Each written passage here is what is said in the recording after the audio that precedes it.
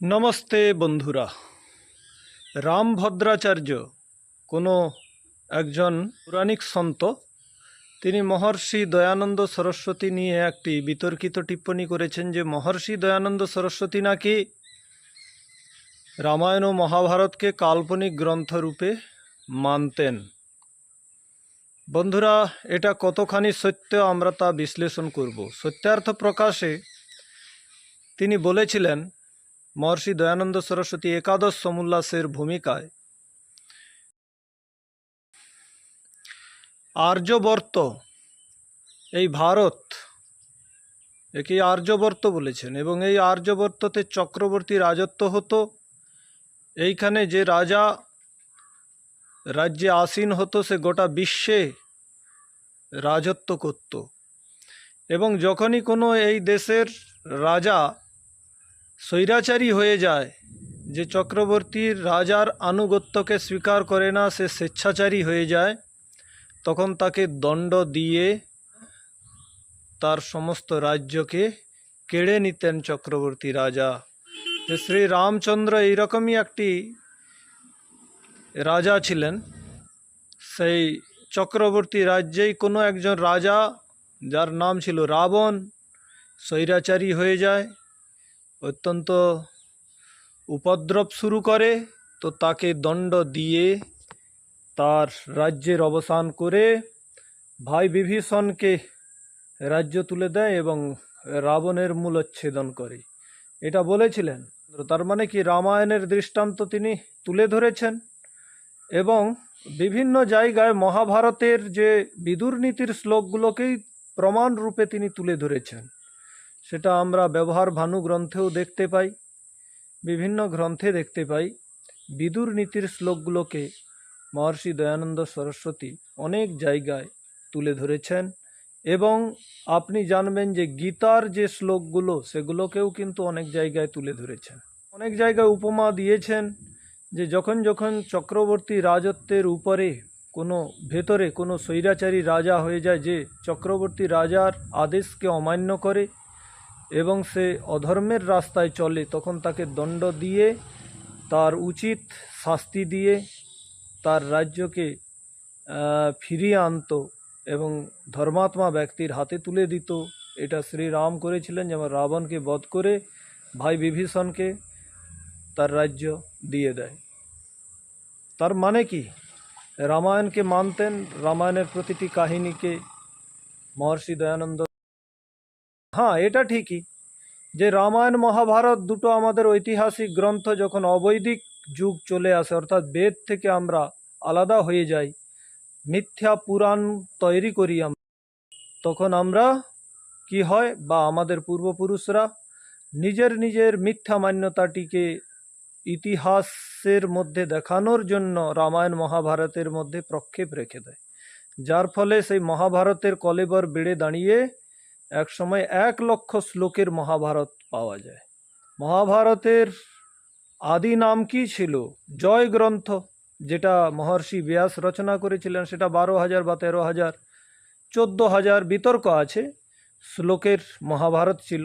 সেখান থেকে বেড়ে দাঁড়িয়ে বৈশম্পায়ন নাকি তাতে মিশ্রণ করে। তার শিষ্য ছিলেন, 5 জন শিষ্যের মধ্যে একজন শিষ্য বৈশম্পায়ন, মিশ্রণ করে তার কলেবর বাড়িয়ে দেয়, প্রায় 24,000 শ্লোকের মহাভারত হয়ে যায়। তারপরেও সৌতি নামক একজন তার শিষ্য ছিলেন, যিনি কথাবাচক ছিলেন, বিভিন্ন ধরনের গল্প কাহিনী জুড়ে দিয়ে সেই মহাভারতের কলেবর বাড়িয়ে দেন, প্রায় 1,00,000 শ্লোকের মহাভারত বানিয়ে দেন। শুধু এ পর্যন্তই সীমিত নয়, আমরা সেই মহাভারতে যে সৃষ্টি বিদ্যাগুলো যখন দেখি, তার ক্রমগুলো পরস্পর বিরোধী। 9 প্রকারের সৃষ্টি বিদ্যা রয়েছে এই মহাভারতে। সে সৃষ্টি ক্রমগুলো সম্পূর্ণ একে অপরের বিরোধী। তার দ্বারা বোঝা যায় কি, ভিন্ন ভিন্ন মতানুযায়ীরা তার মান্যতাগুলো, পৌরাণিক মান্যতাগুলোকে সেখানে মহাভারতের মধ্যে রাখার চেষ্টা করেছে, দুরাগ্রহ করেছে।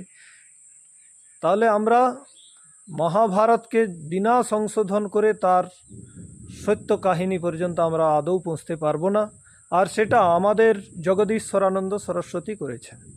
আচ্ছা, রামভদ্রাচার্যজি যে এই রকম কটূক্তি করলো মহর্ষি দয়ানন্দ সরস্বতী সম্বন্ধে, যে তিনি রামায়ণ ও মহাভারতকে কাল্পনিক গ্রন্থ মানতেন, কিন্তু বাস্তবে এটা না। তৃতীয় সমুল্লাসে, যেখানে কোন গ্রন্থগুলো আর্টস এবং কোন গ্রন্থগুলো অনার্স, সে বিষয়ে একটি লিস্ট দিয়েছেন মহর্ষি দয়ানন্দ সরস্বতী, একটা তালিকা দিয়েছেন যে কোন গ্রন্থগুলো সত্য আর কোন গ্রন্থগুলো অসত্য। সেখানে 18টি পুরাণ অসত্য গ্রন্থের তালিকার মধ্যে পড়ে, কিন্তু রামায়ণ মহাভারতকে অসত্য গ্রন্থের তালিকায় রাখেননি। কারণ মহর্ষি দয়ানন্দ সরস্বতী ভালোভাবেই জানতেন যে রামায়ণ মহাভারতের মধ্যে প্রচুর প্রক্ষেপ মিশ্রণ হয়েছে, তা সত্ত্বেও তিনি তাকে বাদ দেননি। কেন? কারণ মহর্ষিজি জানতেন যে একে যদি আমি বাদ দিয়ে দিই তাহলে আমরা কি নিয়ে থাকবো, কাকে আধার বানিয়ে থাকবো? আমরা নিজেদের মহাপুরুষদেরকে ভুলে যাব, নিজেদের প্রাচীন সংস্কৃতিকে ভুলে যাব। তখন কি হবে? আমরা বিদেশি সংস্কৃতিকে গ্রহণ করব আদর্শরূপে, এটাই হবে, আমরা বিধর্মী হয়ে যাব। তাই যদি রামায়ণ মহাভারতের মধ্যে প্রক্ষেপ থেকে থাকে তো তাকে বিদ্বান ব্যক্তির উচিত পূর্বাপর বিরোধ, প্রসঙ্গ বিরোধ দেখে তাকে সংশোধন করে সঠিক বানিয়ে তাকে গ্রহণ করা, নাকি সম্পূর্ণ রামায়ণ মহাভারতকে বাদ দিয়ে দেওয়া, এটা ঠিক নয়। তাই মহর্ষি দয়ানন্দ সরস্বতী কোথাও তাকে কাল্পনিক গ্রন্থ বলেননি। কিন্তু রামভদ্রাচার্যজি সেই মহর্ষিজিকে কলঙ্কিত করেছেন বা তার উপরে দোষারোপণ করেছেন যে তিনি নাকি এই দুটো গ্রন্থকে কাল্পনিক মনে করতেন, কিন্তু বাস্তবে তা না। আমরা তার সমস্ত গ্রন্থগুলোকে ঘেঁটে দেখেছি, কোথাও তিনি রামায়ণ মহাভারত দুটো গ্রন্থকে কাল্পনিক গ্রন্থ বলেননি, বরং এ দুটো গ্রন্থকে তিনি ইতিহাস গ্রন্থ বলেছেন। এটা আমাদের ভারতীয়দের পূর্ব ইতিহাস, এই রামায়ণ ও মহাভারত। যেমন ব্রাহ্মণ গ্রন্থগুলো ইতিহাস, ঠিক তেমনি এই দুটো গ্রন্থ আমাদের ইতিহাস।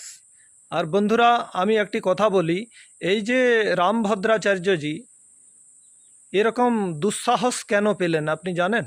মহর্ষি দয়ানন্দ সরস্বতীর যোগ্য তো রামভদ্রাচার্যজি নন, তাহলে মহর্ষি দয়ানন্দ সরস্বতীর বিরুদ্ধে এইরকম কথা বলার সাহস কি করে পায়?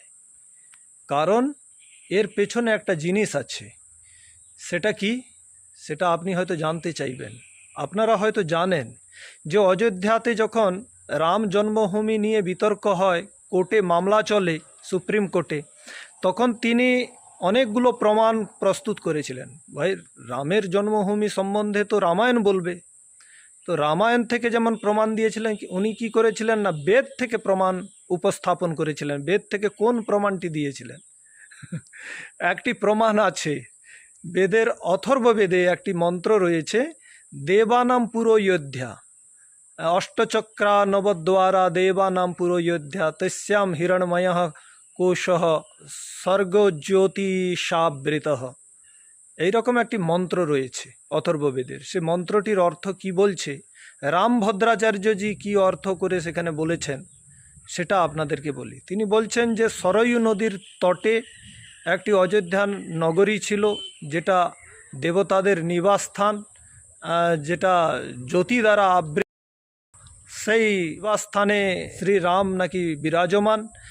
যে ব্যক্তি এই অষ্টচক্র এবং নবদ্বার বিশিষ্ট অযোধ্যা পুরীতে যে প্রবেশ করে, সে ব্যক্তি সে প্রভু শ্রীরামের দর্শন পায়। এই ধরনের একটি অর্থ করেছিলেন। তো আমি সে অর্থটা এখানে পড়ছি না, কিন্তু আমি ওটা দেখে রেখেছি যে এই ধরনেরই অর্থ করেছেন। কিন্তু ওটার বাস্তবিক অর্থ কি? আমাদের বেদের মধ্যে কি কখনো কোনো ইতিহাস হতে পারে নাকি? যেটা সৃষ্টির আদি গ্রন্থ, সেখানে ইতিহাস কি করে হতে পারে? শ্রীরামচন্দ্র কি নিজের জন্মবৃত্তান্ত নিজের বেদে পড়েছিলেন? কারণ শ্রীরামচন্দ্রও তো বেদ পড়েছিলেন, এখানে অনেক ব্যক্তি বেদ পড়েছিলেন, তাই না? রামায়ণের সময়ে কুলগুরু বশিষ্ঠ বেদের প্রকাণ্ড বিদ্বান ছিলেন, বিশ্বামিত্র বেদজ্ঞ বিদ্বান ছিলেন। কুলগুরু বশিষ্ঠের কাছেই তো শ্রীরামচন্দ্র বেদাদি শাস্ত্রকে অধ্যয়ন করেছিলেন। এবং মহর্ষি বাল্মীকি মুনি বলেছেন শ্রীরাম সম্বন্ধে কি সর্ববিদ্যাব্রত স্নাত যথাবৎ স্বাঙ্গ বেদবিদ। তিনি সমস্ত বিদ্যাব্রতে ব্রতী ছিলেন এবং স্নাতক ছিলেন সমস্ত বিদ্যার, যথাবৎ সাঙ্গপাঙ্গ বেদের তিনি বিদ্বান ছিলেন। এবং হনুমান সম্বন্ধেও আমরা পাই যে তিনি নান ঋগ্বেদ বিনীতস্য ন যজুর্বেদ ধারিণ ন সামবেদ বিদুষঃ সখ্যমেবং প্রভাষিতম। তো হনুমানও 4টি বেদের অধ্যেতা ছিলেন, জ্ঞাতা ছিলেন, এবং তার সাথে সাথে তিনি ব্যাকরণ শাস্ত্রকেও পূর্ণরূপে অধ্যয়ন করেছিলেন। শ্রী রামচন্দ্র স্বীকার করছেন যে হনুমান এতগুলো কথা বলল, তার মধ্যে কোথাও কোনো ত্রুটি নেই, অশুদ্ধি নেই। এর দ্বারা বোঝা যায় নিশ্চিতই এ অনেকবার ব্যাকরণ শাস্ত্রকে অধ্যয়ন করেছেন। ন্যূনম ব্যাকরণম কার্ৎস্নম অনেন চ বহুধা শ্রুতম বহু ব্যাহরতানেন ন কিঞ্চিৎ অপশব্দিতম। এ এতগুলো কথা বললো, তার মধ্যে কোনো ত্রুটি নাই, অশব্দ নাই, অপশব্দ নাই। এর দ্বারা বোঝা যায় এ অনেকবার ব্যাকরণ শাস্ত্রকেও অধ্যয়ন করেছেন, 4টা বেদকেও অধ্যয়ন করেছেন। তো তাহলে বেদের অস্তিত্ব ওর অনেক আগে থেকে ছিল। আপনি জানবেন, এটা তো এই চতুর্যুগের কথা বলছি। মহাভারতের সময় শ্রীকৃষ্ণ সন্দীপনী ঋষির ঘরে বেদাদি শাস্ত্রকে অধ্যয়ন করেছেন। বেদের উল্লেখ আমরা মহাভারতে অনেক জায়গায় পাই। হ্যাঁ, আর আজ থেকে প্রায় মহাভারতের সময় কখন ছিল? আজ থেকে 5,500 বা 5,000 বছর আগে, প্রায় 10.5 লক্ষ বছর আগে এই রামায়ণের অস্তিত্ব। আর সে সময় এই ধরনের কি করে হতে পারে? রামায়ণের সময়ে শ্রীরামচন্দ্র বেদাদি শাস্ত্রকে অধ্যয়ন, তার মানে তখনও বেদের অস্তিত্ব ছিল। তাহলে শ্রীরামের জন্ম বৃত্তান্ত বেদের মধ্যে হওয়া উচিত নয়, আদৌ উচিত নয়, তাই না? তার মানে ওর অর্থটা সম্পূর্ণ আলাদা। ওখানে কোনো অযোধ্যাপুরীর কথা বলা হচ্ছে না। ও অযোধ্যাপুরী বাস্তবে এই মনুষ্য শরীরকে বলা হয়েছে। কিভাবে? অষ্টচক্রা নবদ্বারা, 8 চক্র বিশিষ্ট এ শরীর। আপনারা জানেন মূলাধার চক্র, স্বাধিষ্ঠান চক্র, অনাহত চক্র, বিশুদ্ধ চক্র, মণিপুর চক্র, ললনা চক্র, সহস্রার চক্র, এই যে চক্রগুলো রয়েছে, এটা 8টি চক্র রয়েছে আমাদের শরীরের মধ্যে। আর 9টি দ্বার রয়েছে। 9টি দ্বার কি? 9টা দরজা কি? 2টো নাক, 2টো কান, 2টো চোখ, মুখ, উপস্থ এবং গুদা, বায়ু ছিদ্র যাকে বলা হয়। এর দ্বারা আদান প্রদান হয়, মলমূত্রাদি শরীর থেকে বের হয়ে যায়। আর যেটা ভালো জিনিস সেটা আমরা গ্রহণ করি, তাই না? যেটা আমি ভালো ভেবে গ্রহণ করি, এটা অনিবার্য নয় আমরা সব ভালো জিনিসই গ্রহণ করি। যে অবিদ্যাগ্রস্ত, কেউ মদ খায়, খারাপ জিনিসকে গ্রহণ করছে। যার চোখের মধ্যে পবিত্রতা নাই, মনের মধ্যে পবিত্রতা নাই, সে চোখ দ্বারা খারাপ দৃশ্যও দেখে। তাই এটা অনিবার্য নয় কি আমরা ভালো জিনিসকে গ্রহণ করি। সে যাকে ভালো ভেবে গ্রহণ করছে সেটাই সে গ্রহণ করে। তার মানে কি? এই চোখ, 2টো কান, 2টো নাক, মুখ এবং উপস্থ বায়ুকে বলা হয় কি? নবদ্বার, 9টি দরজা। তাহলে এই 9টি দরজা বিশিষ্ট এ দেবানাম, দেবতাদের পুরো অযোধ্যা, এই অযোধ্যা নগরী, এই হৃদয়কে বলছে, যেখানে যাকে নাকি যুদ্ধ করে জেতা যায় না, অজেয়, এরকম একটি নগরী। তার মানে এখানে শরীরের কথা বলা হয়েছে। অযোধ্যাপুরী বলতে ওই অযোধ্যাপুরী যেখানে রামের জন্মস্থান তাকে বলা হয়নি। কিন্তু ওই রকম অর্থ করে সুপ্রিম কোর্টে যখন প্রমাণ রূপে প্রস্তুত করেছিলেন, তখন আমাদের যে মহর্ষি দয়ানন্দ সরস্বতীর একান্ত ভক্ত অনুযায়ীগণ, আপনি জানবেন আমাদের এখানে যে জগদীশ্বরানন্দ সরস্বতী, তিনি কিন্তু এই অথর্ববেদের ভাষ্য করে গেছেন। তো এই বেদ মন্ত্রটিরও তিনি অর্থ করে গেছেন। সেখানে এই অর্থই দেওয়া হয়েছে কি আমাদের এই 8টি চক্র এবং নবদ্বার বিশিষ্ট এই যে শরীর, এখানে অযোধ্যাপুরী রয়েছে। হৃদয়কে বলা হয়েছে অযোধ্যাপুরী, যেটা জ্যোতিষ দ্বারা আবৃত্ত, প্রকাশের দ্বারা আবৃত্ত। সেখানে পরমাত্মার নিবাস স্থান, হিরণ্ময় কোষ সেখানে বিদ্যমান। যে যোগী ব্যক্তি সাধনার দ্বারা, তপস্যার দ্বারা, উপাসনার দ্বারা তাকে দর্শন করতে চায়, সে ব্যক্তি সেই জ্যোতিস্বরূপ ঈশ্বরকে দর্শন করে নেয়। এই কথাই বলা হয়েছে। কিন্তু ওর উল্টা অর্থ বানিয়ে রামভদ্রাচার্যজি ওখানে প্রস্তুত করেছেন। ওটা তো শ্রীরামের জন্মভূমি, সেই অযোধ্যার কথা বলা হয়েছে। আরে এরকম যদি মানা হয়, তাহলে তো কবিরপন্থী বলবে আমার গুরুর নাম রয়েছে। কবির মনীষী পরিভূ স্বয়ং ভুরিয়া থা তথ্য তোরথান। প্রত্যেক ব্যক্তি দাবি করবে কি আমার গুরুর নাম ওখানে রয়েছে, কারণ সেখানে কবির শব্দ আছে। কিন্তু সেই কবিরটা কিন্তু ঈশ্বর পদবাচ্য, সেখানে ঈশ্বরের নাম বলা হয়। আজও যে ব্যক্তি জন্ম নেয় তার পূর্ব থেকে কিন্তু ওই নামগুলো চলে এসেছে, নাকি জন্ম নেওয়ার পরে ওই নামগুলো তৈরি করা হয়েছে। তাহলে এ ভ্রম আদৌ হওয়া উচিত নয়, কারণ এ যতগুলো বেদের মধ্যে নাম আছে সেগুলো ঈশ্বর বাচ্য, সেগুলো ঈশ্বরকেই বলা হয়। আর কোথাও কোথাও সৃষ্টিক্রমের ব্যাপারগুলো থাকলে সেখানে কিন্তু ভৌতিক বস্তুগুলোকে বলা হয়। সেখানে গঙ্গা শব্দও আছে। গঙ্গা মানে এই জলস্রোত যেটা ভাগীরথী নদী, ওকে বলা হচ্ছে না গঙ্গা। গঙ্গা মানে যেটা গমনশীল, নিরন্তর গমনশীল, একে গঙ্গা বলা হয়েছে, কোনো স্রোতকে বলা হচ্ছে না। তাহলে বন্ধুরা সেখানে দেখুন দুটো ভিন্ন যুগের চরিত্রগুলোরও কিন্তু নাম আছে। রামায়ণের যে বশিষ্ঠ, বিশ্বামিত্র, তাদেরও যেমন নাম আছে বেদের মধ্যে, ঠিক তেমনি একই বেদের মধ্যে সরস্বতীর নাম রয়েছে, এখানে আপনার গঙ্গার নাম রয়েছে। নদীগুলো যেগুলো নামকরণ করা হয়েছে পরবর্তীকালে, ওগুলো বেদ থেকেই নিয়ে রাখা হয়েছে। এখানে তেমনি মনুষ্য চরিত্রগুলোরও নাম রাখা হয়েছে। অম্বা, অম্বালা, অম্বিকা, কৃষ্ণ, এগুলোরও নাম আছে ওখানে। তাহলে কি করে আমরা মেনে নেব যে বেদের মধ্যে ওই অযোধ্যার কথা বলা হয়েছে যেখানে শ্রীরামচন্দ্র জন্ম নিয়েছিলেন? কোথাও না কোথাও ভুল হচ্ছে। আর মহর্ষি দয়ানন্দ সরস্বতীর যারা ভক্ত বা অনুযায়ী বৈদিক বিদ্বানগণ, তারা তো বিরোধ করবেই। এই বিরোধ করার ফলেই রামভদ্রাচার্যজি বলছেন, মহর্ষি দয়ানন্দ সরস্বতী তিনি তো রামায়ণ মহাভারতকে কাল্পনিক গ্রন্থ রূপে মানতেন, কিন্তু বাস্তবে না। রামায়ণ মহাভারতকে মহর্ষি দয়ানন্দ সরস্বতী যথার্থ সম্মান দিয়েছেন, তাকে কোনোদিন কাল্পনিক গ্রন্থ রূপে তিনি মানতেন না, বরং তার যথার্থ স্বরূপ, যেটা রামায়ণ মহাভারতে পরবর্তীকালে অনেক প্রক্ষেপ মেশানো হয়েছে সাম্প্রদায়িক লোকেদের দ্বারা, সেই শুদ্ধ স্বরূপকেই মহর্ষি দয়ানন্দ সরস্বতী স্বীকার করেছেন, মেনেছেন।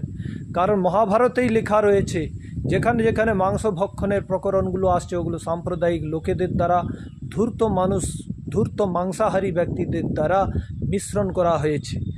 রামায়ণের উত্তরকাণ্ড সম্পূর্ণরূপে প্রক্ষিপ্ত, পরবর্তীকালে মেশানো। তাহলে কি আমি উত্তরকাণ্ডটাকে মেনে নেব বলুন? যেখানে সীতার চরিত্রের উপর সন্দেহ করে শ্রীরামচন্দ্র তাকে বাধ্য হয়ে অগ্নিতে দহন করে দিয়েছিল। আমরা তো এটাই পাই উত্তরকাণ্ডের মধ্যে। শ্রীরামচন্দ্রকে মাংসাহারী বলা হয়েছে। সে নাকি পশু শিকার করে যে মাংসগুলো আনতো, পশুগুলো আনতো, সেগুলোকে সব মাংস রান্না করে খেত, এই ধরনের কোথাও কোথাও উল্লেখ আছে। তো সেগুলোকে আমরা কি করে মানতে পারি? সেগুলো মানলে তো আমরা মহাপুরুষদেরকে আদৌ সম্মান দিতে পারবো না। যদি সম্মান দিতে হয় তো মহর্ষি দয়ানন্দ সরস্বতীর এই মান্যতাকে স্বীকার করতে হবে যে রামায়ণ মহাভারত দুটো ইতিহাস গ্রন্থ ঠিকই, কিন্তু পরবর্তীকালে সাম্প্রদায়িক বিচারধারা এর মধ্যে ঢুকে গেছে, সেগুলোকে অবশ্যই আমাদের সংশোধন করতে হবে। তো যথার্থ স্বরূপকে তিনি তুলে ধরেছেন, যে আমাদের দুটো ইতিহাস গ্রন্থের যে যথার্থ স্বরূপ, যেটা মূল রামায়ণ ও মহাভারত, সেটা মান্য। পরবর্তীকালে যে প্রক্ষেপ মেশানো রামায়ণ মহাভারত, সেটা আদৌ মান্য নয়। তাহলে বন্ধুরা, সঠিক জায়গায় আমাদের যেতে হবে। আমাদের জানতে হবে যে দেখুন, মহাভারতের সময়ও বিভেদ ছিল, রামায়ণের সময়ও ভেদ ছিল। দুটো ভিন্ন যুগের মানুষদের নাম ওখানে পাওয়া যায় বেদের মধ্যে। তার মানে বেদে আসা চরিত্রগুলো কোনো মানুষের নাম নয়, ওগুলো ঈশ্বরপরক নাম হবে, ওর যৌগিক অর্থ কোনো আলাদা হবে, বরং বেদ থেকে নিয়ে এই সমস্ত ব্যক্তির নামকরণ করা হয়েছে। এই স্থানগুলো, নদীগুলোর নাম যেগুলো আমরা বেদের মধ্যে পাই, বাস্তবে বেদ থেকে নিয়ে এগুলো রাখা হয়েছে, এটা ভাবতে হবে। কারণ শ্রীরামচন্দ্র এটা কখনো হতে পারে না যে তার জীবন কাহিনী, নিজের আত্মকাহিনী বেদের মধ্যে সে নিজে পড়বে। কারণ বেদের বিদ্বান ছিলেন শ্রীরামচন্দ্র, বেদ পড়েছিল বাল্যকালে কুলগুরু বশিষ্ঠের কাছে। তিনি নিশ্চয়ই নিজের আত্মকাহিনীকে তিনি পড়েননি, এটা মনে রাখবেন বন্ধুরা। আর এটা তো এই চতুর্যুগের কথা বলেছি, এর আগেও অনেক চতুর্যুগ এসেছে। সর্বপ্রথম যে অমৈথুনী সৃষ্টির সময় যখন বিষ্ণু ছিলেন, বিরাটের পুত্র, অগ্নিস্বাত ঋষির পুত্র শিবজি ছিলেন, তারাও প্রত্যেকে বেদজ্ঞ বিদ্বান ছিলেন। এবং ব্রহ্মা, যিনি অমৈথুনী সৃষ্টির ব্যক্তি ছিলেন, ঋষি ছিলেন, তাকে চতুর্মুখ কল্পনা কেন করা হয়? মুখটা কিসের উপমা? মুখটা হচ্ছে ব্রাহ্মণ শক্তির উপমা। তার 4টি বেদ মুখে ছিল, চত্বার বেদাম মুখে ঐস্য অস্তি ইতি স চতুর্মুখী। এই জন্য তাকে চতুর্মুখধারী, 4টা মস্তকধারী ব্রহ্মার আমরা কল্পনা পাই পুরাণগুলোতে। বাস্তবে তার 4টি বেদ, একটা মানুষের 4টা মাথা হওয়া কখনো সম্ভব নয়। 4টি বেদ তার কণ্ঠস্থ ছিল, মস্তকে ছিল বলে তাকে চতুর্মুখ মাথাধারী কল্পনা করা হয়েছে। তাহলে এটা ভাববেন যে বেদ সৃষ্টির আদি গ্রন্থ, সেটা তখনও ছিল, এখনও আছে। তাহলে বেদের মধ্যে কোনো স্থানের নাম হতে পারে না, ভৌগোলিক জায়গাগুলোর নাম আদৌ হতে পারে না। ওগুলোর বেদের মধ্যে যে সমস্ত নামগুলো এসেছে সে নামগুলো সম্পূর্ণ অর্থ আলাদা, সেগুলো ওই স্থানকে বোঝায় না। তাহলে বন্ধুরা সঠিক অর্থের দিকে যাব, তাহলেই আমরা সনাতন ধর্মকে রক্ষা করতে পারবো। আর রামভদ্রাচার্যজিকে আমি এটাই বলবো, যদি আপনার কোনো বেদের মান্যতা নিয়ে কনফিউশন থাকে তাহলে আমাদের বৈদিক ধর্মী বিদ্বানদের সাথে শাস্ত্রার্থ করুন। আর এইরকম মিথ্যা রটাবেন না দয়ানন্দ সরস্বতী সম্বন্ধে। আর যদি মিথ্যা রটিয়ে রাখেন তো বর্তমান যারা আর্য সমাজী, যারা মহর্ষি দয়ানন্দ সরস্বতীকে মনে প্রাণে ভালোবাসে, তাদের মনে আপনি আঘাত দেবেন না। যদি দিয়ে থাকেন তাহলে ক্ষমা যাচনা করা আপনার অত্যন্ত কর্তব্য, নাহলে শাস্ত্রার্থ করুন তাদের সঙ্গে, এটাই আমি বলবো। আর মিথ্যা রটাবেন না। সবাইকে আমার নমস্তে।